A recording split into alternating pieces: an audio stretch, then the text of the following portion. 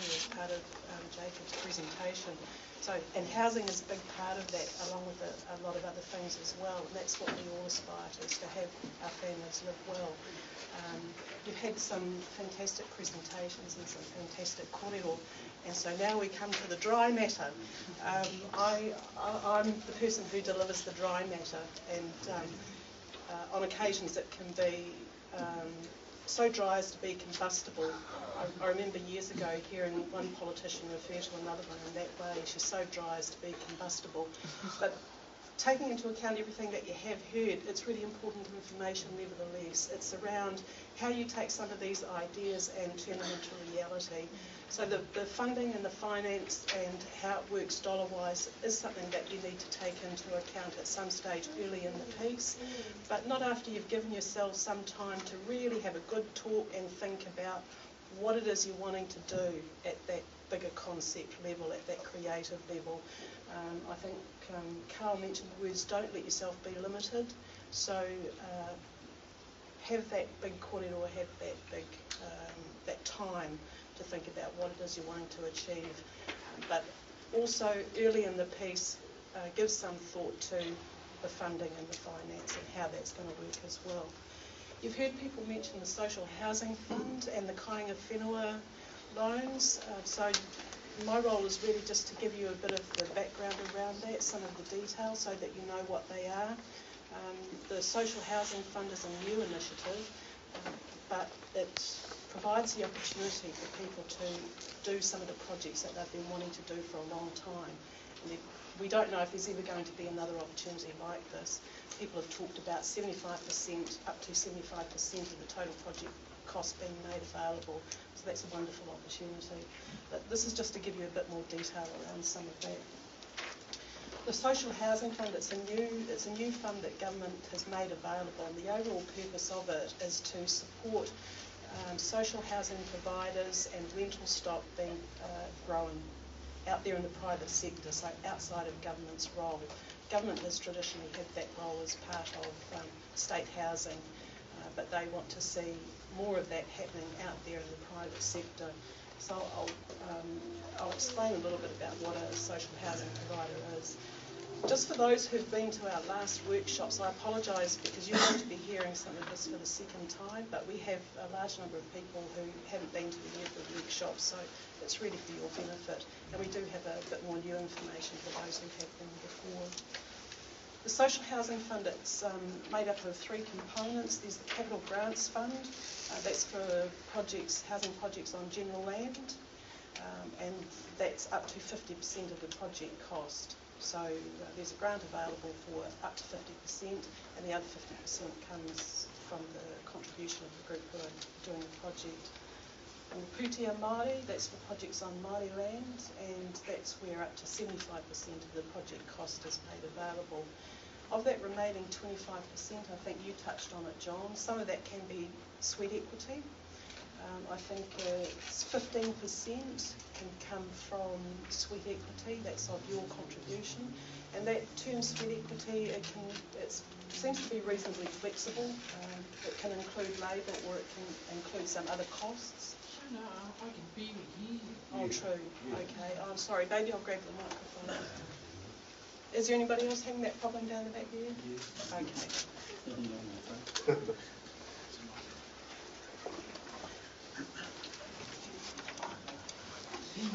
General fund, that's for projects on general land, up to 50%. Pūtea Māori is up to 75% of the project cost can come by way of a grant from government. Of the 25%, some of that, of the contribution made by those who are doing the project, some of that can be sweat equity and some of it can be cash. The third fund is about developing proposals. There's actually quite a lot involved in getting an application ready to go to be submitted for that social housing fund. There's a lot of work that has to happen, there's a lot of time involved, so there's a cost to that often for Rōpū, and there's a little bit of pūtea available to help Rōpū with that, to do that work and put things together. So those are the three streams. what is social housing? You've heard it talked about, but it has a particular definition. As a social housing provider, you're in the space of providing rental housing to people who would not really be able to access the private rental market. So it's those it's subsidised supported housing. It's housing for low to moderate income households. So that has some implications as well, which I'll talk to a bit later. Does it fit in with what you want to do? So you become a social housing provider by taking that grant. There's a bit of an agreement that comes into play once you uplift that grant. The first thing that most people want to know is, if we get this grant, what's the catch? It almost sounds too good to be true. And there are some conditions, but they're not necessarily catches, but there are things that you do need to know about. I won't go into them in great detail at this stage, but you just need to be aware that there are some things to take into account and to be mindful of. One of them is, do you want to be a social housing provider? If you're a social housing provider, you have obligations as a landlord that you need to meet. Even though it might be whānau that you're housing, there are still some things that have to be considered. The properties have to be maintained. You have to treat people fairly and well, in the same way that if they were renting anywhere in town, they would expect to be treated. There are responsibilities that go with it. Does the grant have to be repaid? Well, this has come up. After 50 years of providing social housing, the grant can be written off. Any time up to that 50 years, if you stop providing social housing, the government can ask for it to be repaid. So as long as you're delivering social housing for that full period of time, it's written off. If you want to sell units, you've built them using the grant, you want to sell them after 10 years, you can still keep the grant, keep the funds in place, provided you carry on using those monies for social housing. If you want to do something else with it, then that's when there might be some repayment involved of part or all of that money.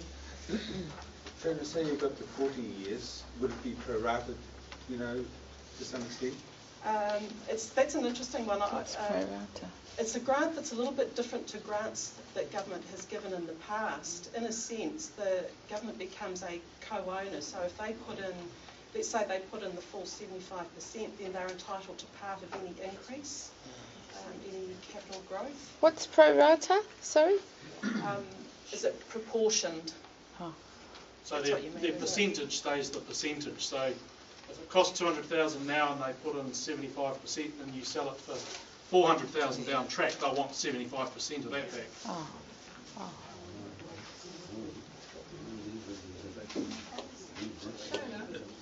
So, if you become a social housing provider, and I assume that you have to be charging your whānau rent, is Yes, that right? do. So where does that rent money sit? Does it go back, is the government expecting to get a portion of that money back? Or does that money sit with the social housing provider? It sits with the social housing provider. You then become in the business of running rental properties. Yeah. So if you've had to borrow some money for part of your contribution, you would have loan repayments. There would be rates, there would be insurance, there would be regular repairs and maintenance that might be needed. Yeah. So you become a landlord. Yeah. You're charging rent, you're meeting the outgoings. One of the things about being a social housing provider is that there's a cap on the level of rent you can charge. You can't charge full market rates. The limit is 80% of full market rates, and that's to reflect the fact that you're housing people who don't have access to private rentals. And the other part of it is the rent that they are paying, your tenants are paying, is capped at 30% of their household income. 30%. 30% of household income. I can, if you leave me your email addresses, I can email this out to you. A housing social provider, what constitutes that? Like, could that be a private company? What type of legal entity? There's a preference for entities that have a philanthropic nature, that they're not commercially focused, that they're more like ahu whenua trusts, that there's trusts are a suitable vehicle. A company is probably a bit more of a commercial entity. As part of the application process, they look at the body that's going to be doing the project, and they look for certain things. Any other questions at this stage? Absolutely. So Shona, just to kind of recap a bit, if I had a project, or my father had a project, and we worked out it's going to be $1 million, and we ticked all of the boxes for the social housing unit, potentially we could get up to $750,000 from the government to pay that cost. So all of a sudden we're up for $250,000, but we're going to come on board and we're going to work with TITS around some landscaping out on our whenua to get everything ready. And we're also going to say, if we were with John doing the building, we're going to send some of the young ones in with John to help with the building and so on. We can get them 15% of that covered as our contribution.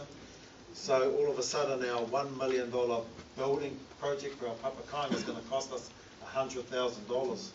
So we go to the bank, we borrow that $100,000, although we can only charge 80% of the current market rental. It won't take too long to repay that mortgage. So once that's done, all of a sudden the family trust is kind of generating revenue from these homes that we've built, got sitting on our whenua.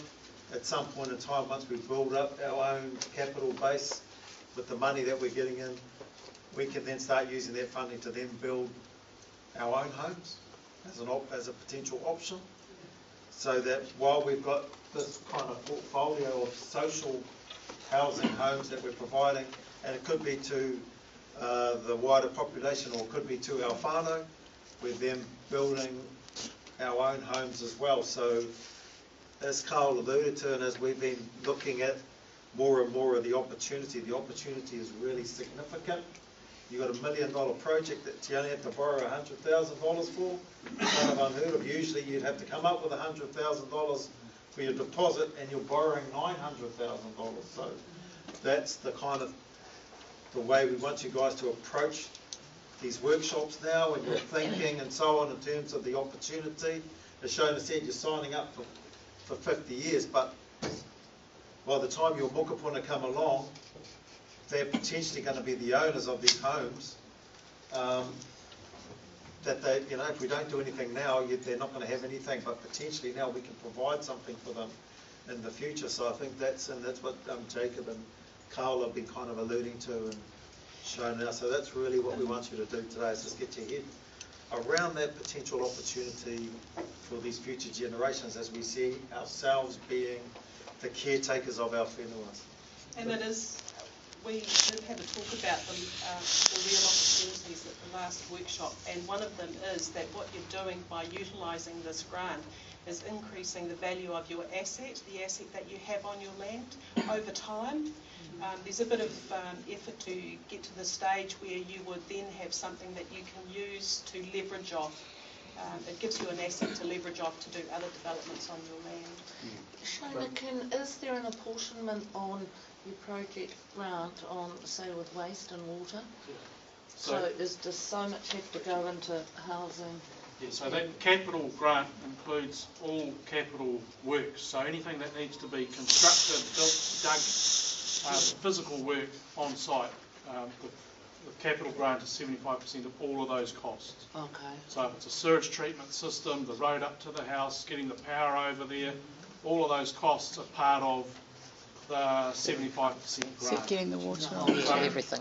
When John put up the cell power, the solar power, we talked at the last workshop about no better opportunity That's the way to go. than to build in those longer term thinking sustainable costs, because normally the price difference point between that and the alternative, like solar water versus a standard hot water cylinder, people end up making financial decision and copping out to the cheaper short-term thinking system because it's slightly cheaper. This is also a great opportunity when you're getting 75% of those costs to think differently. Think about how, invest in the solar power. Long life cycle costs much lower. Even if you did it tomorrow, you normally recuperate those extra costs within 4 or 5 years anyway of living on the site. The extra cost of the capital versus what you're saving. So I think the infrastructure area is also another interesting one. If you're thinking long term and you're thinking like Kaitiaki. Even with the sewage treatment systems, I've just spent I spent 20 grand putting one in for our house, and I've just spent another 7 grand on having the field redone because it wasn't working. But things like the composting toilets now, some of them got combustion chambers for the dry matter later. So there's lots of different systems now that are a bit more money up front, but in the long term are better for the environment and better for the ongoing costs.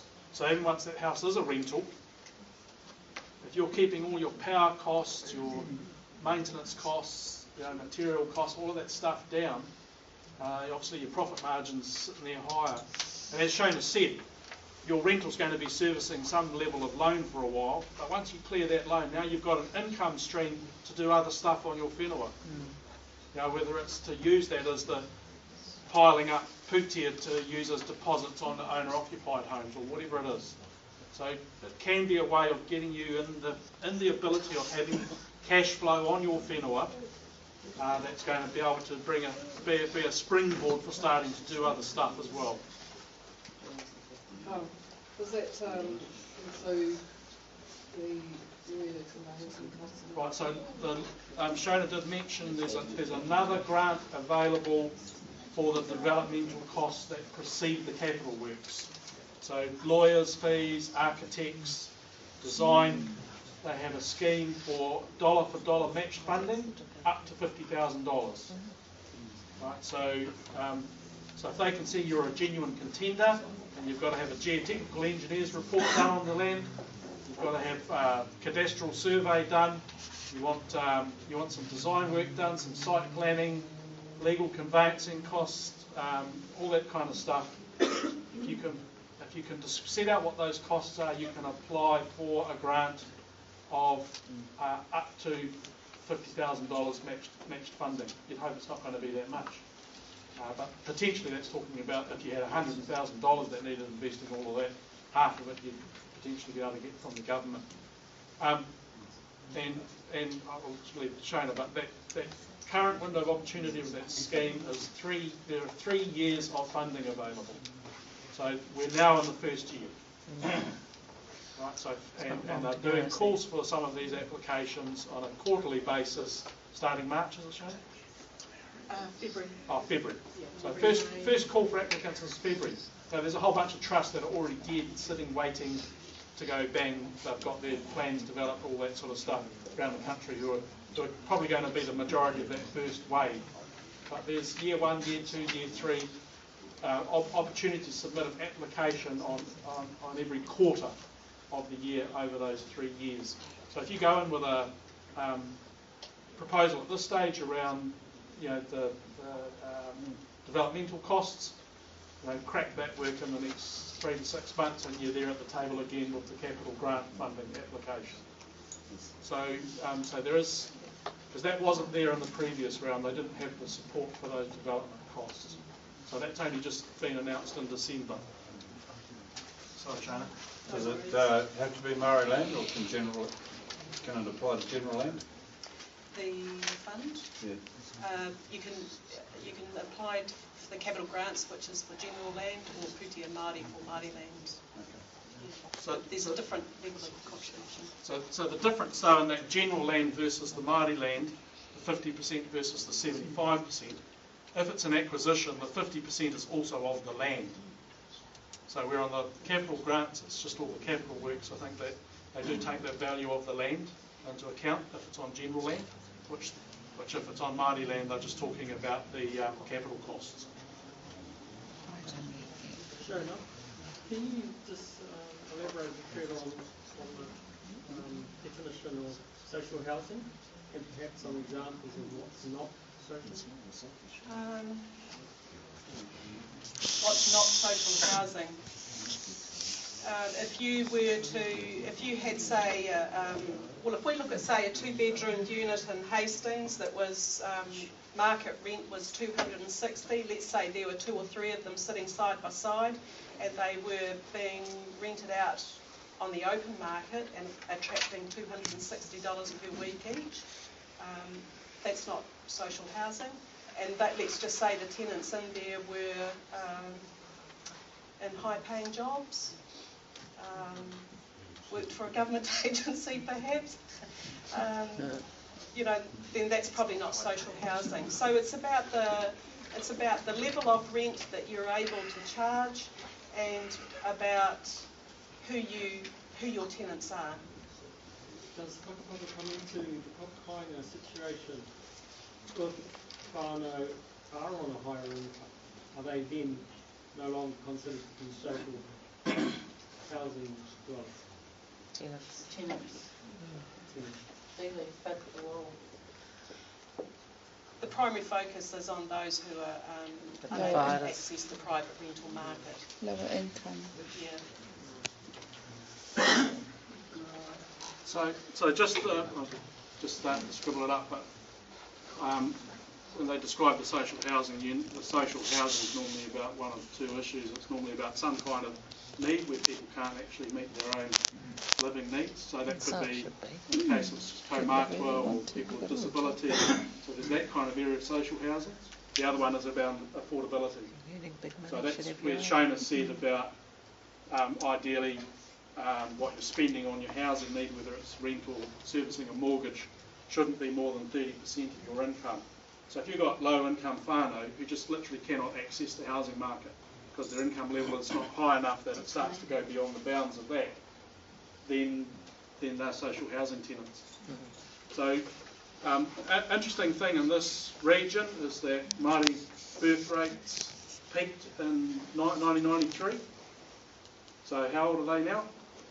Getting on to 19. So the bulge in the Māori population is around that kind of rangatahi group. Now they're in the leaving home mode at the moment, the biggest blip in the Māori population. And most of them are going to be low income or low education. So there's a big need for housing rangatahi and rental accommodation. You could use that as a springboard. If you've got what the Green Party was talking about last night, so they're saying, somebody's paying $200 a week. They're talking about government housing, $200 a week in rent. That the government retain $100 a week won't happen. But philosophically, they're saying, the government could be retaining $100 a week. That becomes their deposit to go and buy a house. Right, so it's another way of folding the benefit back into the rangatahi or something like that. So there's lots of. So again, the mind's the only limit. Thinking through how you could potentially use the situation and use the opportunity, to meet the needs of your whānau. I don't know, Shona, have they asked for if you actually sign a rent agreement, are they looking for evidence of this? Under the ongoing agreement, it's monitored. Yeah. So they have said that thing about 80% of market rent.